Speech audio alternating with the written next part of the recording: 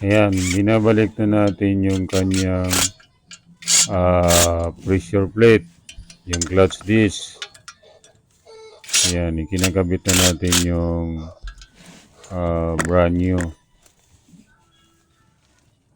Mahaba na kasi tinakbo nito, may 120,000 kilometer. Kaya inantay pa nung ating customer na mag-slide. Kaya gawa doon nasunog yung kanyang pressure plate. Slide na nakargaan pa niya ng mabibigat na pangarga. Yan. Kaya pinalitan na natin. Ayaw na kasi siyang umubanti. Ang ginawa nga yan, dinukot lang natin yung kanyang pressure plate saka yung clutch disc, release bearing. Kaya medyo masikip talaga sa ilalim. Ito kasi yung mga modelo na ito, model 2021, yan, medyo masikip. Kailangan patanggalin yung kanyang tambutso, yung sa may catalytic. Kasi dikit na dikit siya sa kanyang bilhousing, hindi mo siya mahuhugot. Kaya yun ang ginawa ko para mahugot yung kanyang transmission. Ayan, yung kinakabit natin, nagsisentro tayo ng kanyang clutch disc. Kasi kung hindi mo naman may sentro ang clutch disc, hindi rin siya papasok. Pero madali lang naman ang pag-sentro nito. Kinakapa-kapa lang yung gilid, pwede na kahit walang pang sentro. Yan, ganyan ginawa ko, kinakapa-kapa ko yung kanyang lining. Tapos higpit ng bahagya. Yan. Dapat sana hindi ko gagamitan ng impact yan. Pero yung impact, kontrolado yung kanyang lakas para hindi naman masubran yung kanyang volt. Kasi yung volt niyan maliit lang, di 12 lang sa liabe. Kaya yung iba, liabe lang ginagamit nila. Pero sa akin, kontrolado yung aking impact. Hindi naman siya masusubran kasi mahina lang yung kanyang voltahe. Ayan.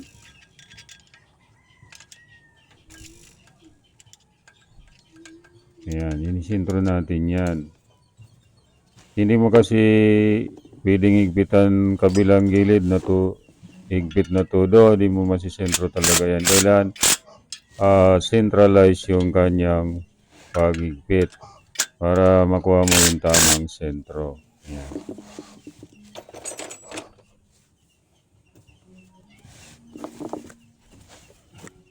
Medyo nga hirap tayo pumosisyon kasi masikip eh.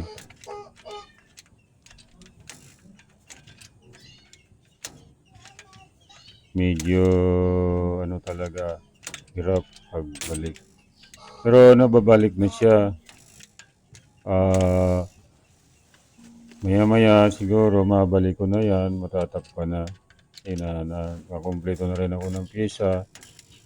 Pabalik na rin siya sa pag-assembly. Ayan. Yan, mga idol, mga grasa, yan ulit ang update ko para sa ginagawang L300.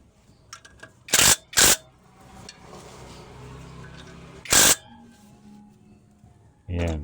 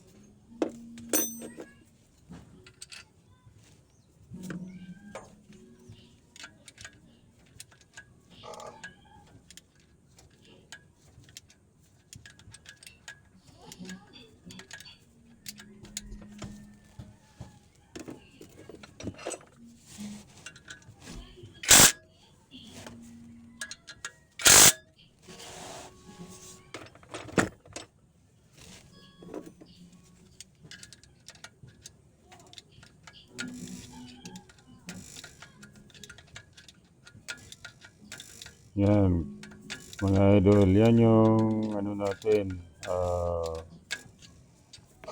ginagawang para sa L3. Ginagawa natin yung connecting L3.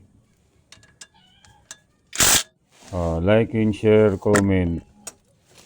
Yan, para laging may update kayong marireceive galing sa akin. Ayan, manood lang tayo mga idol. Tuloy-tuloy lang.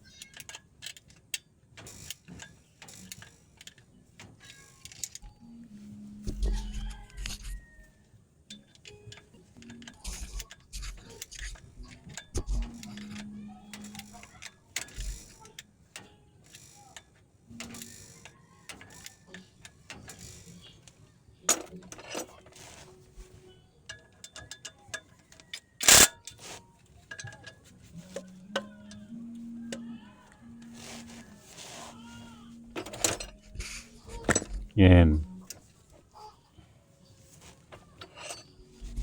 Yan.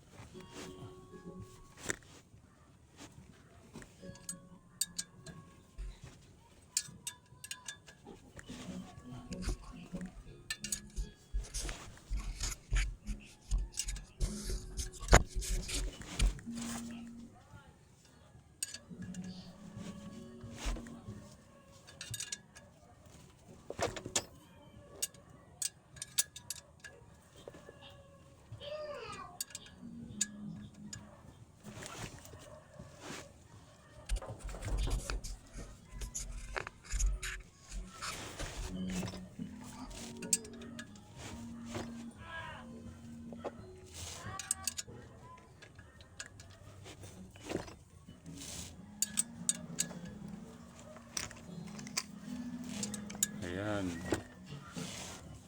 Kinakabit natin yung kanyang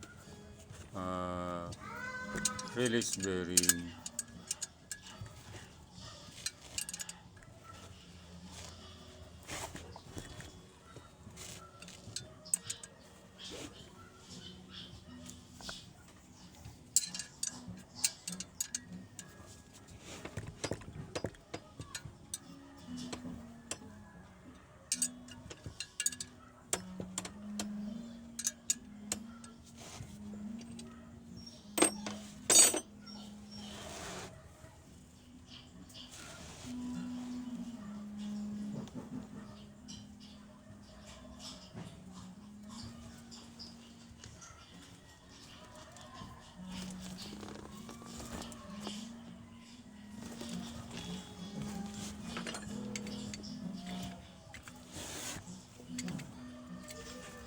Ayan, yan yung release bearing. Gagrasahan natin ng bagya lang doon sa loob ng release bearing, doon sa may pinapasukan ng main drive cover. Pero ang grasa niyan, katamtaman lang, masyado madami. Yan, hindi pwedeng madami kasi malalaglag yan doon sa lining pag sinalpak na. Nabasa lang ng konti ng grasa, pwede na yan. Yung madami, huwag masyadong makapal. Magkukos ng sliding yan pag nahulog doon sa kanyang clutch disc.